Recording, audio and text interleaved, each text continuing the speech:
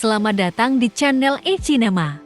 Kali ini, saya akan membagikan cerita film yang pastinya seru dan wajib masuk daftar tontonan kalian.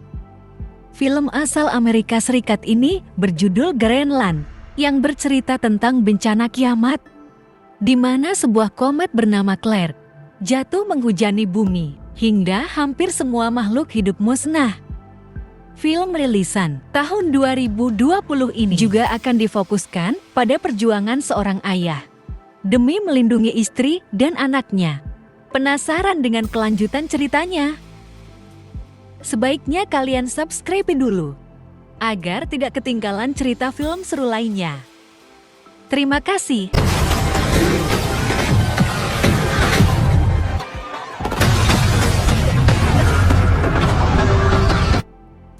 Awal film, kita diperlihatkan dengan seorang arsitek bernama John Garrity yang sedang bekerja.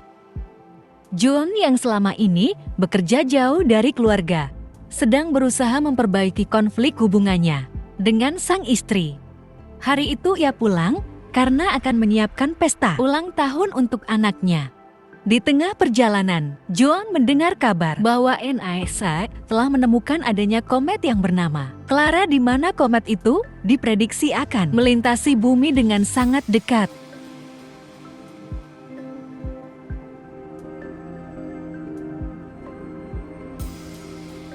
Sesampainya di rumah, terlihat istri John yang bernama Allison sedang berolahraga. Tak lama kemudian, anaknya yang bernama Nathan pun pulang. Nathan sendiri ternyata mengidap penyakit diabetes, di mana ia harus selalu mendapatkan suntikan insulinnya dengan rutin.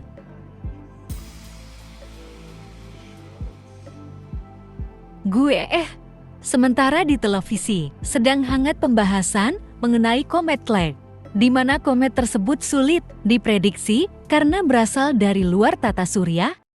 Menurut para ahli, komet Claire ini bukanlah komet tunggal, melainkan terbuat dari ratusan batu dan is yang sudah ada sejak jutaan tahun yang lalu.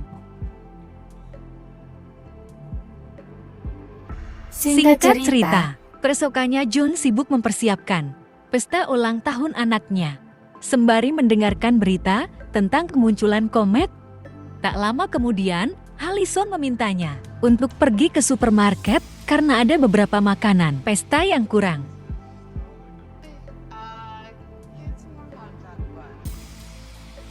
Sesampainya di sana, Nathan kagum melihat beberapa pesawat militer yang sedang mengudara.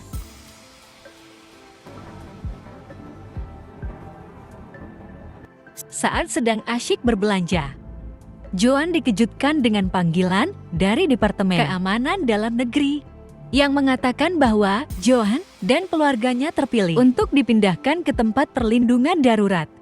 Setelah mendengar kabar itu, John lalu segera pulang dengan perasaan khawatir. Apalagi ia melihat rombongan mobil militer yang tak biasanya melintasi jalanan kota.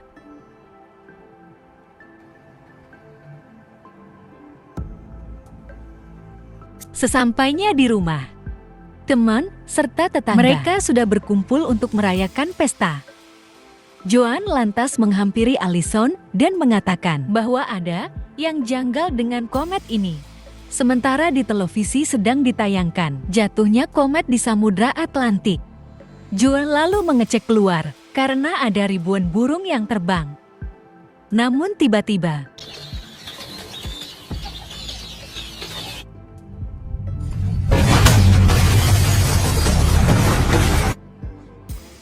ternyata pecahan komet itu malah jatuh menghantam Florida dan langsung menghancurkan kota-kota lainnya.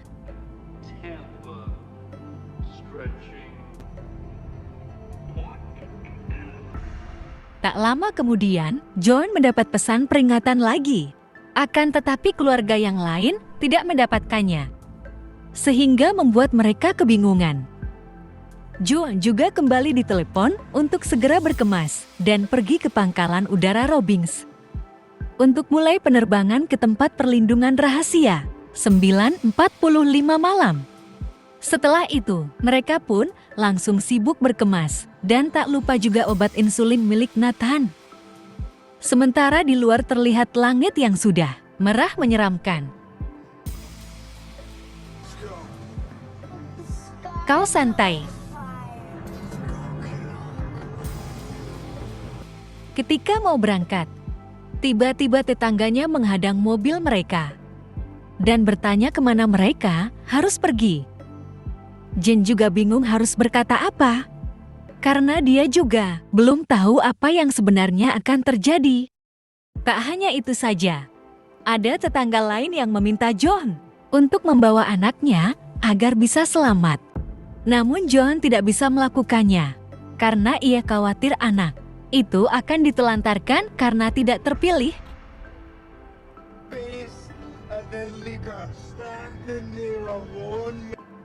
Jalanan pada malam itu terpantau macet parah, karena semua orang panik dan ingin pergi menyelamatkan diri.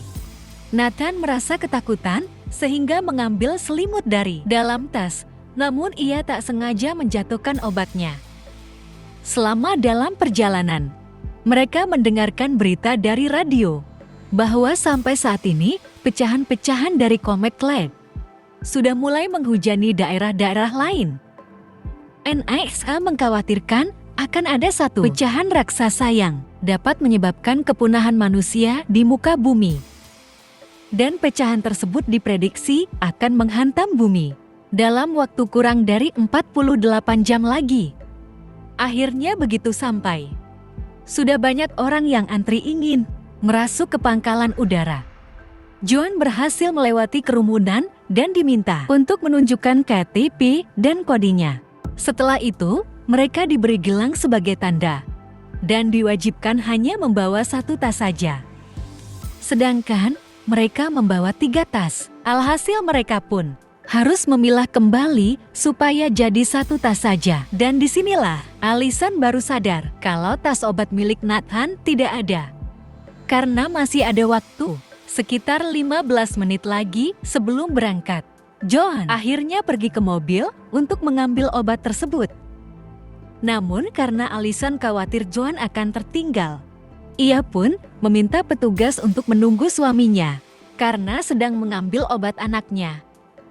Namun karena hal ini, akhirnya Allison harus menerima kenyataan pahit. Karena menurut petugas, orang yang memiliki penyakit kronis tidak diizinkan masuk. Akhirnya Allison dan Nathan pun lalu pergi meninggalkan bandara.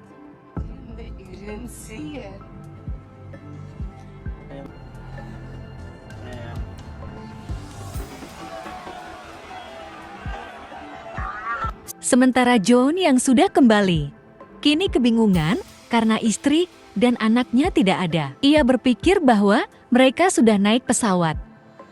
Namun begitu, di dalam pesawat, ada salah satu pria yang melihat Jan membawa tas obat. Pria itu pun lantas memberitahunya bahwa orang yang memiliki penyakit kronis tidak diizinkan untuk ikut. Alhasil John pun memilih untuk keluar.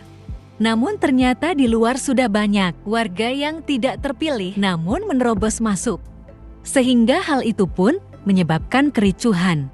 Ditambah lagi, bahan bakarnya tumpah-tumpah sehingga terjadilah ledakan.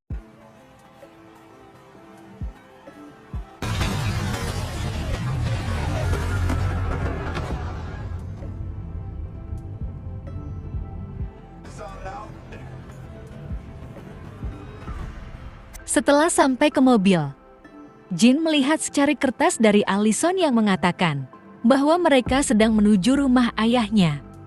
Namun di jalan, Allison mampir dulu ke apotek untuk mengambil obat-obatan Nathan. Namun tak disangka ada segerombolan penjara bersenjata. Akan tetapi mereka beruntung selamat karena dibiarkan pergi oleh salah satu penjara.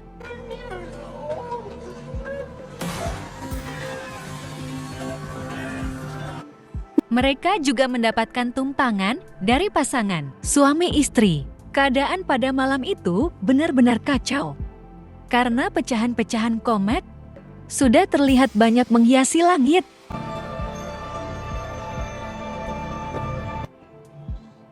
Sementara di sisi lain, Juan memilih untuk naik ke tempat yang tinggi untuk mencari sinyal.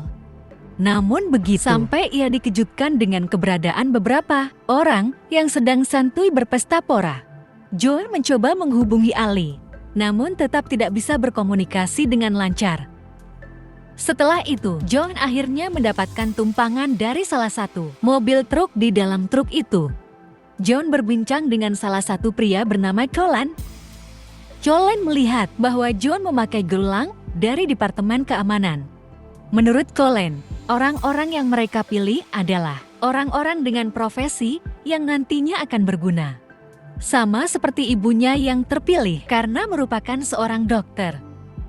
Colin juga mengatakan bahwa tujuan mereka saat ini adalah menuju Kanada. Si supir truk ini katanya kena dengan salah satu pilot di sana, yang katanya mereka akan diberi tumpangan menuju tempat perlindungan rahasia yang ada di Greenland. Sementara di tempat lain, ternyata Eru punya niat jahat dengan mengeluarkan Allison secara paksa dan merebut gelangnya. Ternyata Shira berniat untuk menculik Nathan dan berpura-pura menjadi orang tuanya Nathan, agar mereka bisa ikut naik pesawat militer.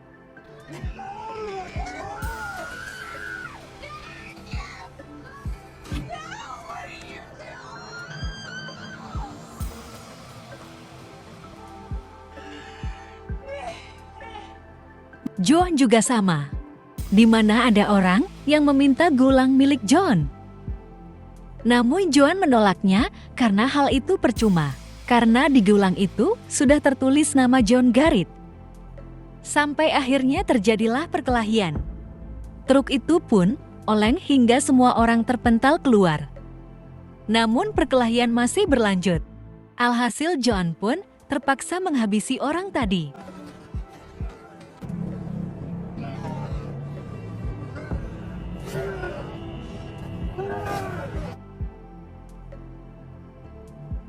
Di sisi lain, Ali juga bingung banget harus gimana. Namun beruntung ada orang baik yang menawarkan tumpangan menuju pangkalan udara yang searah menuju rumah ayahnya. Sedangkan Rob dan istrinya sudah sampai di pangkalan udara. Mereka mencoba masuk dengan menunjukkan gelang curiannya, namun Rob sendiri tidak memakai gelang. Jadi gelang mereka itu kurang satu. Namun ROH beralasan jika gelang miliknya hilang karena dicuri seseorang. Akan tetapi Nathan mengatakan bahwa mereka berdua bukan orang tuanya, karena Nathan ini sebenarnya diculik. Ya udah deh, akhirnya mereka berdua nggak bisa naik pesawat, sementara Nathan diamankan oleh petugas di sana. Kembali lagi pada Ali, di mana jalanan macet parah, sehingga Allison turun dan berlari secepat mungkin. Sesampainya di lokasi, Allison mengatakan bahwa anaknya diculik seseorang dan mereka menuju bandara tersebut. Lalu Allison pun dituntun petugas untuk mencari Nathan dari tenda ke tenda, hingga akhirnya berhasil bertemu.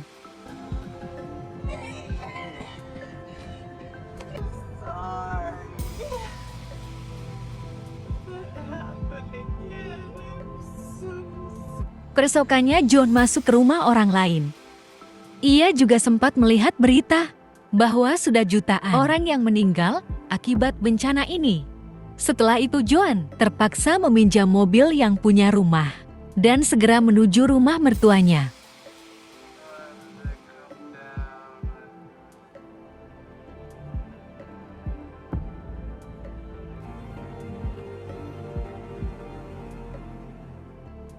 Namun begitu sampai, ternyata Allison dan Ethan belum sampai di sana. Ayah mertuanya marah karena mengira mereka bertengkar lagi, sehingga bisa sampai terpisah. Sedangkan di sisi lain, Allison diturunkan di suatu tempat, namun sudah tidak jauh dari rumah ayahnya. Ia pun lalu menelepon John, sehingga Joan dan ayah mertua pun pergi menjemput Allison. Akhirnya mereka berhasil berkumpul lagi.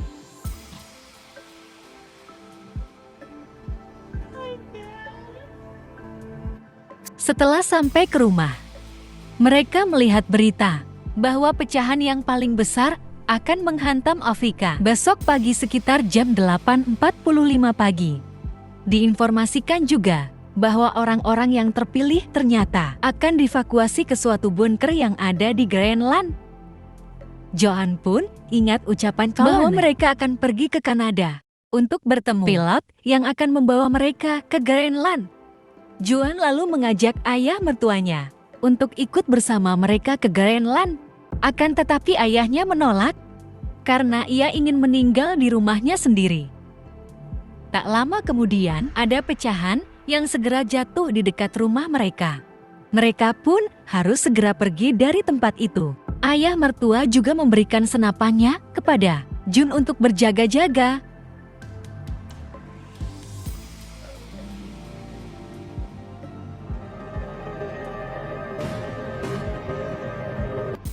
Saat di tengah jalan, mereka terjebak macet karena ada kecelakaan kereta. Namun tak lama kemudian, pecahan-pecahan komet itu menghujani area tersebut. Isn't that where we are?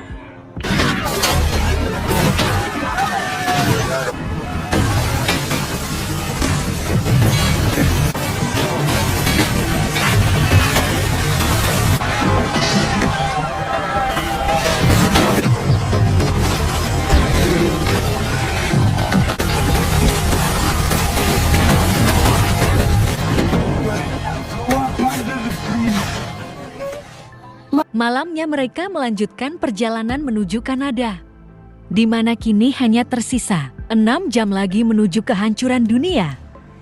Lalu ada berita lagi bahwa komet yang akan jatuh ini besarnya melebihi asteroid yang dulu membinasakan zaman dinosaurus. Bahkan akan menyebabkan gempa bumi, tsunami setinggi 300 meter, dan angin kencang dengan suhu 900 derajat. Beberapa saat kemudian, akhirnya mereka pun sampai di Bandara Kanada. Namun sial pesawat tersebut sudah penuh. Alhasil setelah berdebat, mereka pun diizinkan ikut, tapi tidak boleh membawa barang apapun, karena takutnya pesawat tidak akan kuat. Stay in there, and you're not going anywhere. No luggage, and move the goddamn.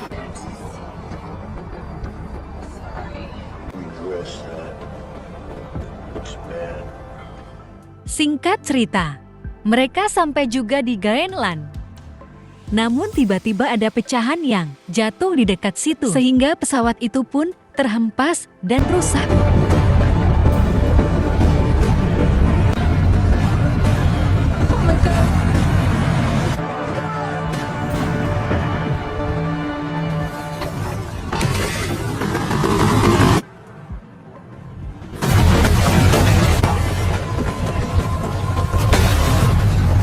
Jun sempat melihat pesawat militer yang tak jauh dari sana, sehingga mereka pun berjalan kaki.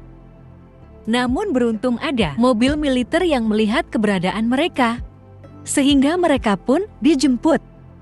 Akhirnya setelah melewati perjalanan yang sangat panjang, mereka pun berhasil memasuki bunker.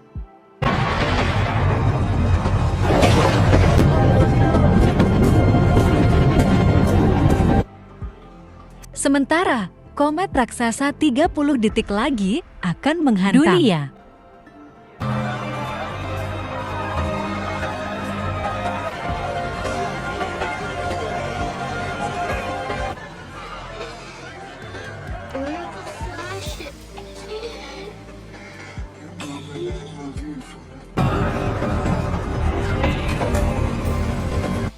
Oke, singkat cerita.